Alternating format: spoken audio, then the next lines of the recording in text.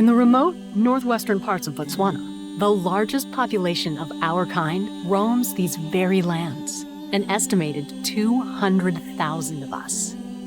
We've been around for centuries, watching as things have come and gone. Botswana is our home. It's one of our last strongholds in Africa. As human populations increase, so too do both of our needs for natural resources. The Elephants Next Door aims to explore how we elephants and humans can coexist. The series sets out to investigate whether it's possible for you and I to live in harmony. In today's episode, a few humans from Coexist talk about what they like to call elephant corridors.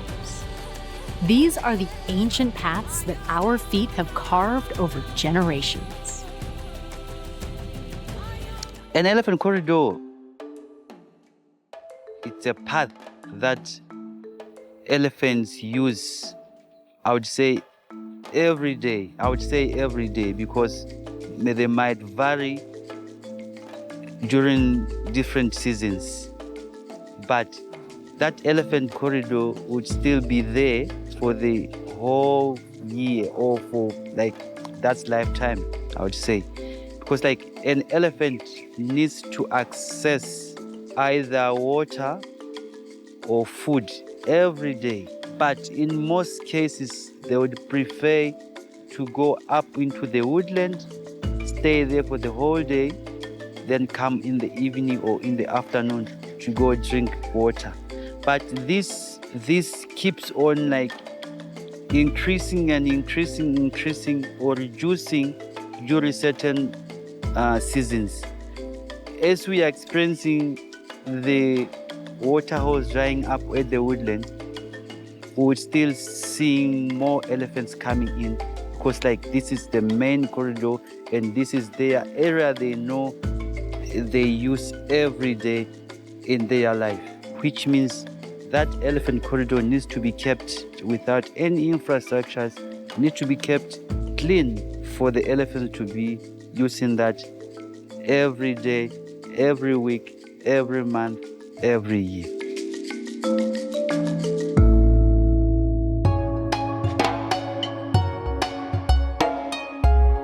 Let me just give a quick, very important thing about an elephant corridor or an elephant path, because I'm talking this from an experience. I grew up in this area since I was a young boy up until I'm working. I'm very experienced on elephants. What we just noticed or what we know is that each and every elephant corridor or elephant path, either leading you north or leading you south, this elephant corridor, it's always leading to either a water source.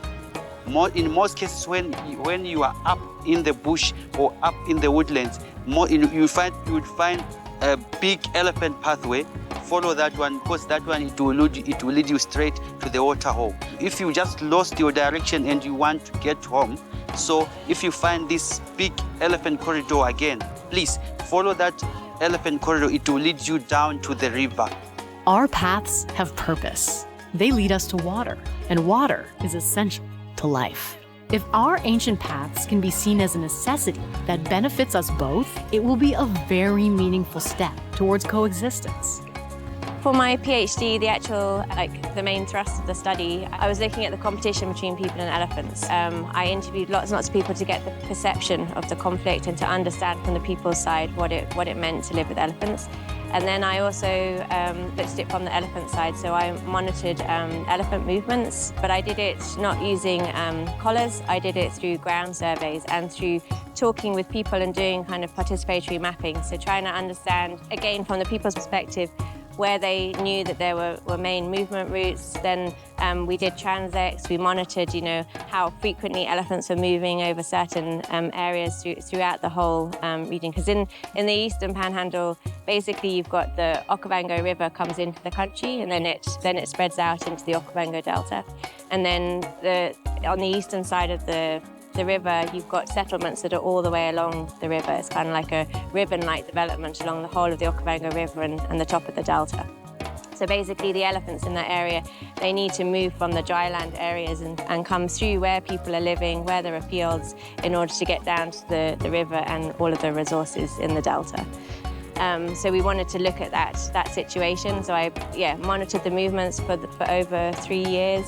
And then I also wanted to obviously understand the main kinds of conflicts. So I started to really study about the crop raiding that was happening, because that was the main form of the problems for people in the area where the elephants are coming into the fields and raiding the crops. So we mapped all of the fields that were raided by elephants over those 3 years, and then I also did a study on all of the fields that were not raided, so that then I could do a comparison between raided and non-raided and try and understand what was it then that made that field raided rather than that one, and I did a comparative analysis using different social data, using ecological data, using whether farmers were using any kind of mitigation. So how were they deterring the elephants from the field? So all of those factors came into the analysis. And then I also wanted to see, how many elephants do we have here? So we did aerial surveys as well over those years to check the numbers of elephants,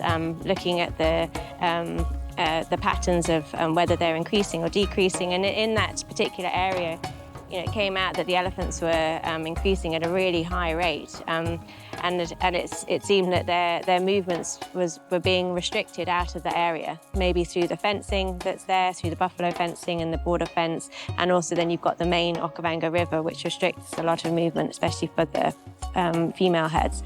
So then I kind of got the big picture from the elephants and people. And so by the end of it, the findings from the research really came out that the biggest driver of conflict in that area was actually just the competition for land, for space, for the need for people to have areas that can expand for agriculture, but that there's a need for the elephants. They require such a large amount of land, and they need to be able to access the different resources. So that's the fundamental driver.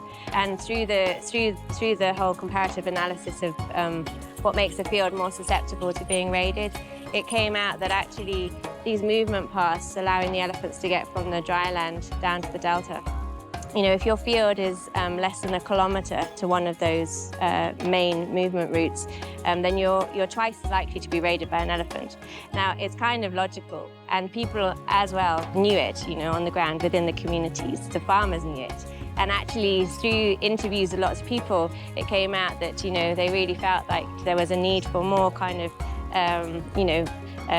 a way to actually try and allocate land which still allowed movement, because they realised that the elephants need that, but they also want their fields. So that was a really big finding, and it showed me that, okay, there's something that can be done here, because land use planning, it can be done, and then you can allocate zones for agriculture, you can allocate areas for elephant movements, you can allocate areas where the village needs to expand. That's all possible. Okay, I'm very happy this morning that I'll be going to the biggest elephant corridor, where we monitor footprints which have just crossed that morning or that evening. So for us to establish these 13 corridors in the Eastern Panhandle, we have to count prints that have just crossed the road, either from north to south or from south to north that evening. So then that's how we end up by establishing these 13 corridors in the Eastern Panhandle. So that's where I'm heading to this morning, on monitoring whether the elephants have just changed their routes to a different route, or are they still active using the same route or not.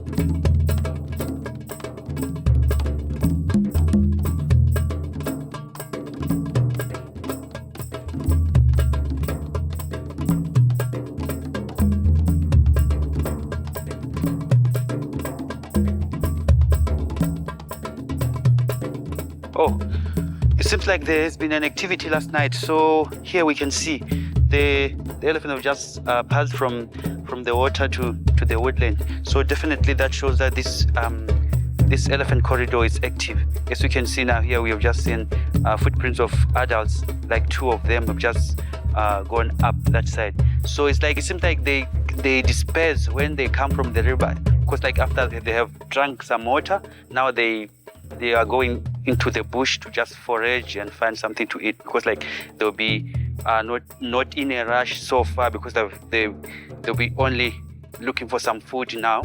As you can see now, they've just dispersed, but this one definitely it shows that it's still active, and the more number of footprints we see, it shows that the elephants are there, even though we know that we are approaching a different season where during the winter the elephants somehow they'll be still keeping themselves away from here, as there'll be still lots of water up in the water holes. But now we can tell that even though there are fewer that are left up in the water holes, there are some that are still kept coming down into the river. So which means it's very good that it's a good identification that this corridor is still active, and we are not afraid that they might have diverted to a different corridor. So it's a very good example that we are still having an active elephant corridor at the moment. This morning the rain started dropping, it drizzled a little bit, but for now you can tell that this elephant footprint is very, very fresh, and we can tell with little droplets coming from the elephant footprints that they just came from the river. So this is a very good sign that they just passed here early in the morning today. Yeah, I would say these elephants, they are trying to avoid people, because if you monitor, like I said, we monitor these elephant corridors, the numbers that uses that elephant corridor, you'll see it's quite a very big number compared to those ones who disperse and goes out of the elephant corridor. So that's a simple example that shows that they are trying to avoid every infrastructure that they found in their way to the river. We have noticed that the more elephants get countered with people, or people have been noticing that elephants have been roaming around or dispersing as they forage, they have started saying that wherever they find an elephant footprint, it's a corridor. But basically that's not it, because there is those distinctive and known paths that usual elephant use when it comes to whether they are going down to the river or going up to forage in the woodlands. So specifically, not everywhere you find an elephant footprint, then that would show that it's an elephant path or elephant corridor. So that's, I wanted to be very brief and specific on that one. Okay, as you see, this corridors has been there for some years now. As more people had been coming or utilize some or occupying these areas, then elephants get to push somehow into certain pathways which they preferred most to try to avoid people. So we had to monitor footprints that cross the road every day from Udigwa to Muhembo, try to come up with those specific elephant corridors that they prefer to use daily. So then after counting, then we would know how much that elephant corridors is used. So then specifically that would show that it's an elephant corridor. But right now we have got 13 elephant corridors, which we believe they are main corridors that need to be kept free of any infrastructure that elephants should be using now. So looking at the importance of these elephant corridors is that we have just identified that not every elephants are using these corridors. There's more other species that use these corridors, which if we keep these elephant corridors very, very free and no disturbance, then which means we have saved lives of other animal species instead of like just elephants. So then by then encouraging the communities or whoever belongs to this area to make sure that these elephant corridors are kept free, and they are very important, that they would benefit this area. I really like my job because it's a mixture of like scientific and science and real life. Because in most cases, what I do is something that I grew up here. I grew up in this panhandle, having elephants, not knowing that we'll be having lots of elephants that would have some time would be providing us employment, at the same time monitoring them and see how far they're going, whatever they're feeding on, and what conflict are they causing in real life. There are special humans like Mauricio who spend many hours each day studying our movements. We appreciate the hard work that they do, their constant effort and commitment to learning, and the way they pass their knowledge to their surrounding communities. With the help of people like him, hopefully, we can keep our corridors open for years to come.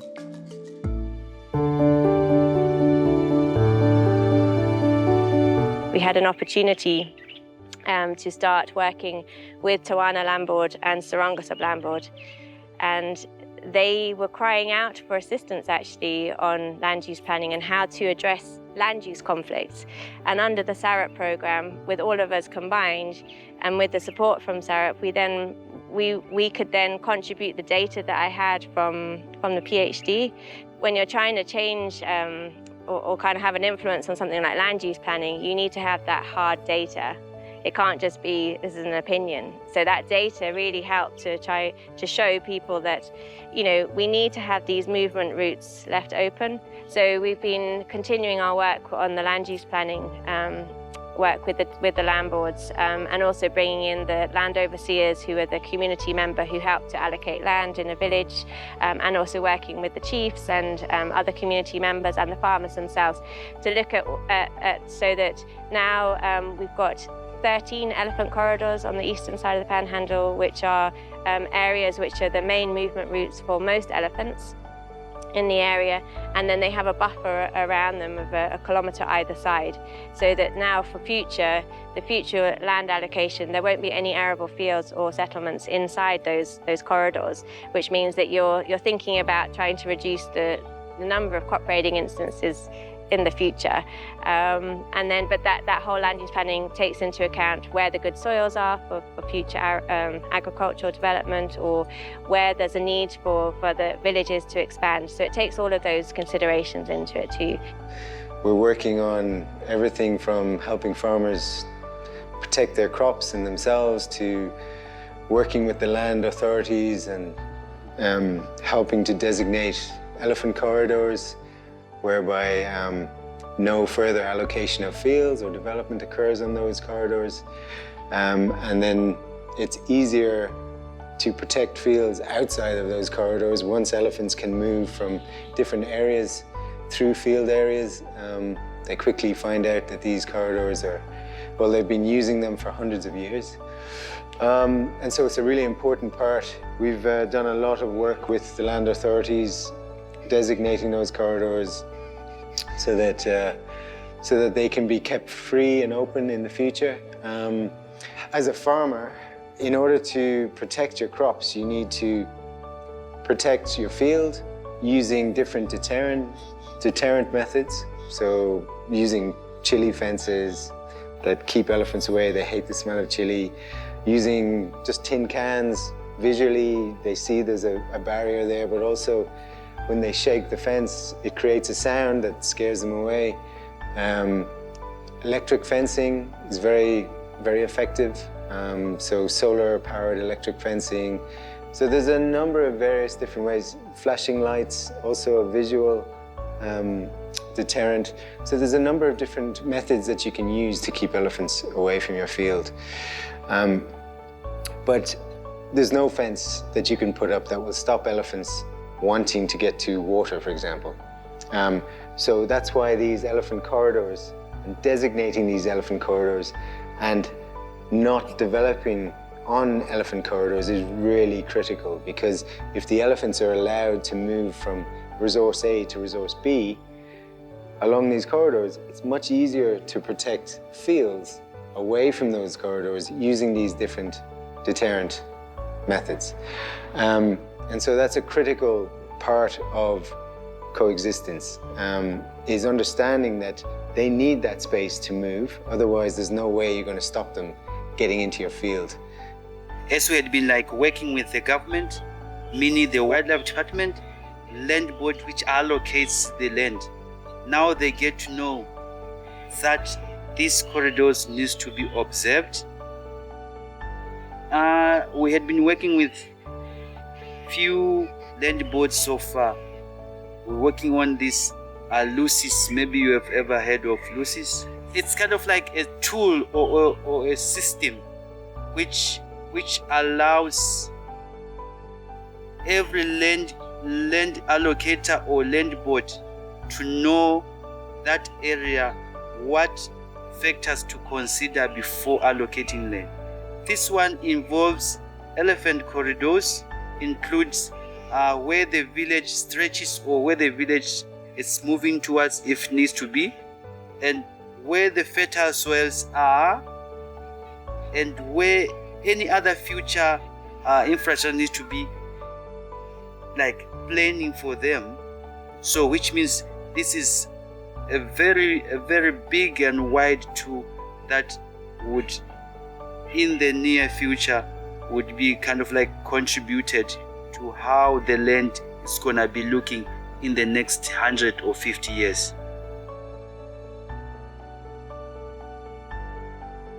How will the land look in the next 100 to 200 years? We hope we're around to see it, to walk our same paths and live side by side with you. We hope that the work that is being done gets shared with others and that they are inspired to do the same. We hope that our corridors are conserved and that you and your children can see the benefits.